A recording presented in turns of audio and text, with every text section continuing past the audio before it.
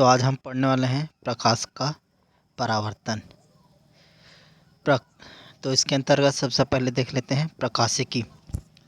प्रकाशिकी भौतिकी की वह शाखा है जिसके अंतर्गत प्रकाश, ऊर्जा और उससे संबंधित परिघटनाओं जैसे कि है प्रकाश का परावर्तन, अपवर्तन, व्यतिकरण, विवर्तन, ध्रुवण आदि का अध्ययन किया जाता है।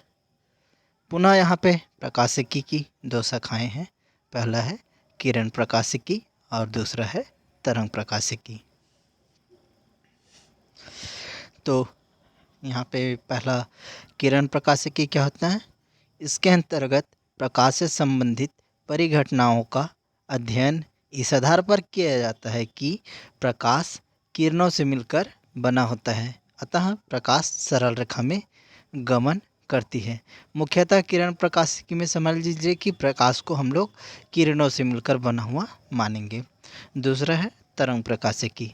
तो इसके अंतर्गत जैसे नाम से स्पष्ट है, इसके अंतर्गत प्रकाश से संबंधित समस्त परिघटनाओं का अध्ययन इस आधार पर किया जाता है कि प्रकाश की प्रकृति तरंग प्रकृति की होती है, अर्थात प्रकाश तरंग के रूप में एक स्थान से दूसरे स्थान तक गमन करता है।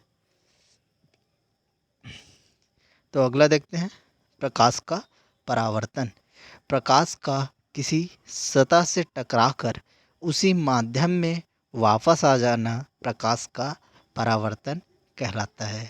ये पहले भी पढ़ा होगा आप लोगों ने। जिस पृष्ठ से प्रकाश का परावर्तन होता है उसे हम क्या कहते हैं? परावर्तक पृष्ठ कहते हैं। और परावर्तन की घटना में माध्यम तो वही रहता है, किंतु प्रकाश का पथ यानी कि रास्ता जो है वो क्या हो जाता है? बदल जाता है।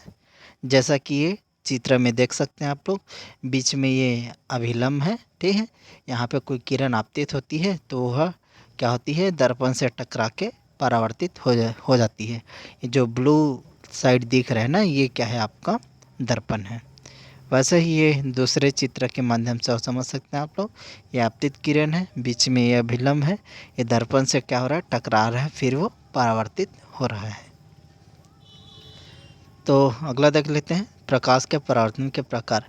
तो पुनः ये दो प्रकार के होता है, नियमित परावर्तन और विसरित परावर्तन, रेगुलर रिफ्लेक्शन, इरेगुलर रिफ्लेक्शन। तो नियमित परावर्तन क्या होता है? इस प्रकार के परावर्तन में प्रकाश की किरणें किसी समतल चिकने परावर्तक पृष्ठ पर समांतर दिशा में आपतित होती है और परावर्तन के बाद भी परावर्तित किरणें समांतर बनी रहती हैं। समतल दर्पण प्रकाश का नियमित परावर्तन करता है। यानी कि जो घरों में आप लोग दर्पण यूज़ करते हैं ना, ठीक है, वह समतल दर्पण होता है, तो उसमें नियमित परावर्तन होता है। दूसरा है विसरित परावर्तन, देख लेते हैं। इस प्रकार के परावर्तन में प्रकाश की किरणें किसी टेढ़े मेढ़े परावर्तक पर समांतर दिशा में आपतित होती हैं और परावर्तन के बाद परावर्तित किरणें समांतर न होकर क्या हो जाता है? अलग अलग दिशाओं में परावर्तित हो जाती है, जिसके कारण परावर्तित किरणें एक दूसरे के समांतर नहीं हो पाती है।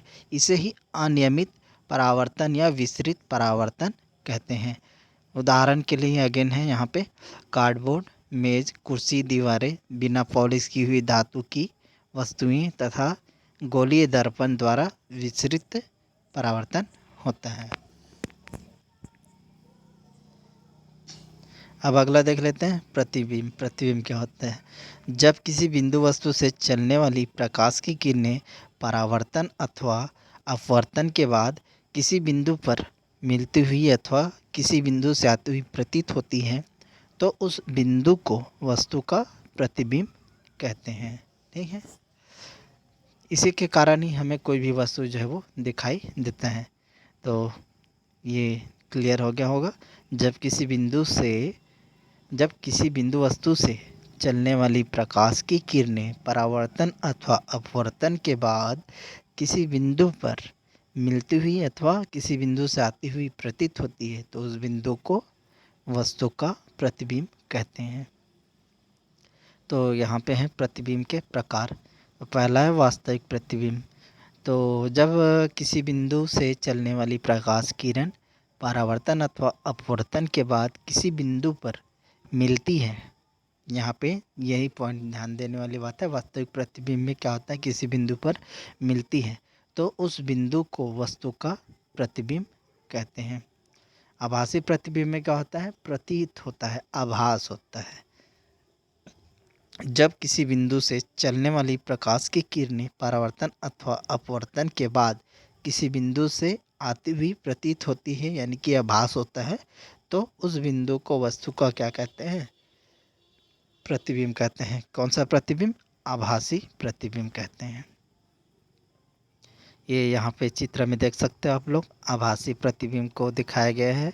वहाँ पे हमें आभास होता है और ये वास्तविक प्रतिबिंब है। ठीक है, तो दर्पण में हम लोग जो प्रतिबिंब हमारा देखते हैं वो क्या होता है, आभासी प्रतिबिंब होता है।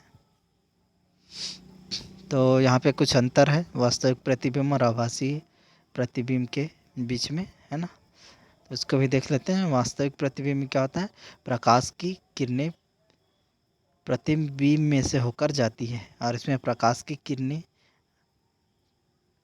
आभासी प्रतिबिंब से होकर आती हुई प्रतीत होती हैं। वास्तविक प्रतिबिंब सदैव उल्टा बनता है और आभासी प्रतिबिंब सदैव सीधा बनता है। वास्तविक प्रतिबिंब को पर्दे पर प्राप्त किया जा सकता है और आभासी प्रतिबिंब को पर्दे पर प्राप्त नहीं किया जा सकता। दर्पण देख लेते हैं हम। दर्पण वह युक्ति है जो अपने पर आपतित संपूर्ण किरणों को क्या कर देता है, परावर्तित कर देता है।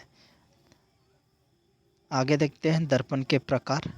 तो दर्पण मुख्यतः यहाँ पे 3 प्रकार के होते हैं, जैसा कि दिखाया गया है। समतल दर्पण, इस दर्पण का परावर्तक पृष्ठ समतल होता है। दूसरा है गोली दर्पण, इस दर्पण का परावर्तक पृष्ठ गोली होता है। परवलयाकार है तो इस दर्पण का परावर्तक पृष्ठ क्या होता है, परवलयाकार होता है।